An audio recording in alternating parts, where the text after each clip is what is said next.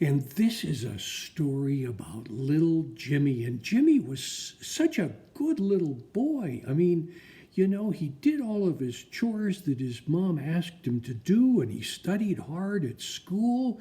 And, all in all, he was just a terrific little guy. Well, except that whenever Jimmy went to bed, whenever he fell asleep, he kicked his covers off. And his mother would come in and say, "Jimmy, you've kicked your covers off of the bed and it's cold outside and you're going to catch another really bad cold if you don't do that."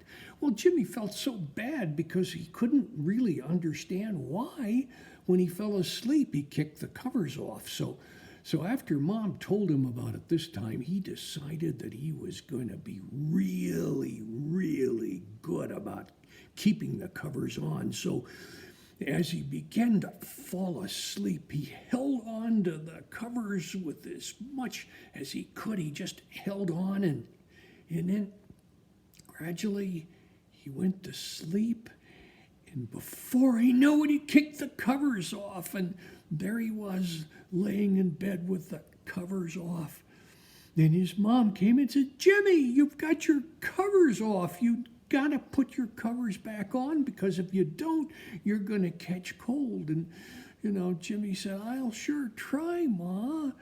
Well, the next night Jimmy went to bed and he said, "I've got to really be careful not to kick the covers off." So he said, "I held on to the covers really tight, and that didn't work. So this time he spread his arms wide and he spread his legs wide and he opened his mouth and he said, 'Okay, I'm going to go to sleep. I'm not going to touch the covers and they're going to stay.'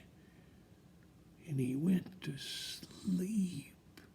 And as soon as he went to sleep, he kicked the covers off again. The next morning, his mother came in and said, "Jimmy, you kicked the covers off again, and you can't do that anymore, because I have to say to you that if you kick the covers off, the belly button monster is going to come and steal your belly button." Well, Jimmy said, "No, there's no such thing as a belly button monster." And he went to bed that night, but he got to thinking about it, and he decided that he would gonna lay over on his tummy so he wouldn't kick the covers off. And he went to sleep, and whoosh, he kicked the covers off in his sleep. Well, the belly button monster was flying around the neighborhood looking for another belly button. He had a big sack of belly buttons, and he landed in Jimmy's bedroom. And he looked down, because not only had Jimmy kicked the covers off, but he rolled over, and he had a perfect belly button. And the belly button monster reached over really carefully, and he picked up the belly button. Oh, it was perfect. And he put it in his belly button bag, and he flew away. The next morning, Jimmy woke up, and he didn't think about anything. He saw that the covers were off. He said, "I'm in trouble now." And the first thing he did was he went downstairs with these jammies on, and he sat at the breakfast table, and he poured a great big glass of milk, and he drank down the milk, and the milk poured out of his belly onto the floor. And he looked down, and it was all over the floor, and he couldn't keep anything inside his tummy. Well, then he went up to the bathroom and got into the bathtub, and he poured the water into the tub, and as the water filled up, the water filled up Jimmy's tummy as well, because there was a hole there, and he had to push the water out of his tummy in order to get it out. Well, he didn't know really what to do, and that night he went to bed, and he said, "I don't know where you are, belly button monster, but I want my belly button back." Well, the belly button monster heard that, and he flew back down into Jimmy's bedroom, and he said, "You're an awfully rude little boy, yelling at me like that."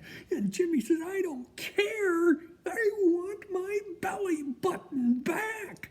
And the belly button monster said, "Well, I don't know." He looked in his sack and he says, "That your belly button is one of the best belly buttons I've got in my sack." Jimmy says, "I don't care. I want my belly button back." Well, the belly button monster said, "If you're gonna be that way, I guess I'll give it back to you." So he reached down into the bag and he pulled out Jimmy's belly button and he looked at it and said, "Oh, that's a good looking belly button. But never mind." He waved it around in front of Jimmy, and before he got too close, the belly button flew out of his hand right onto Jimmy's ear. Jimmy said, Don't put my belly button on my ear. That's not where it belongs. You gotta put it on my belly." Well, the belly button monster said, "You're making an awful lot of noise for a little boy." "All right." So he reached over and he grabbed the belly button. Then he took it around again and he got closer to Jimmy and it appeared on Jimmy's nose. Jimmy said, "That's not where my belly button goes." The belly button monster said, "I don't know. It looks pretty cool up there on your nose because it's such a neat little belly button." Jimmy said, "I want my belly button where it belongs." Well, the belly button monster said, "All right." And he took it off his nose and he got really, really careful and got closer and closer and closer and closer and closer and it went right to Jimmy's belly, right on his belly button.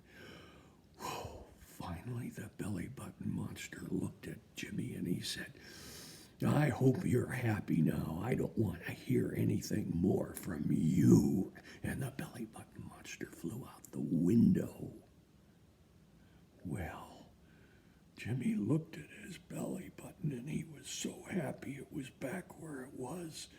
And you know, ever since that happened, Jimmy never, ever kicked the covers off of his bed again.